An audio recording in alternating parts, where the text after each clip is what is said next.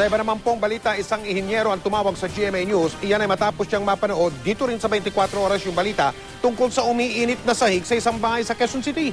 Ganyan-ganyan din daw ang nangyari sa bahay niya noon. Nakatutok si Cara David. 14 na taon nang nakatira sa bahay na ito sa Malabon ang pamilya Gonzalvo. Ni minsan, wala naman daw silang naging problema. Pero kamakailan, napansin nilang umiinit ang kanilang sahig. Pati itong kabilang kwarto, nagkaroon din. Mainit po talaga. Mainit yan, parang yung katulad nakita ko kagabi, pwedeng maglagay mo ng itlog at a few mga 2 minutes, luto na. Dahil inhinyero si Mr. Gonzalvo, agad niyang pinag-aralan ang pagkakagawa sa kanilang tahanan. Karamihan ng kable ng kuryente nila nasa ilalim ng sahig. Napansin din nila na kapag umuulan ng malakas, tumatagas ang tubig sa ilang bahagi ng pader. Malakas yung ulan ngayon dito sa bahay ng mga Gonzalvo sa Malabon.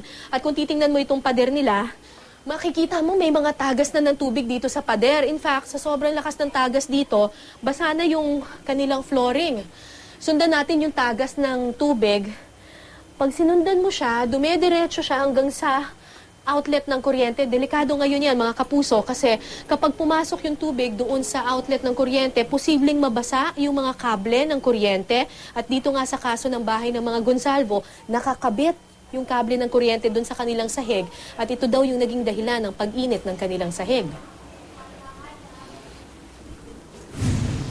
Pumasok ang tubig sa mga wiring.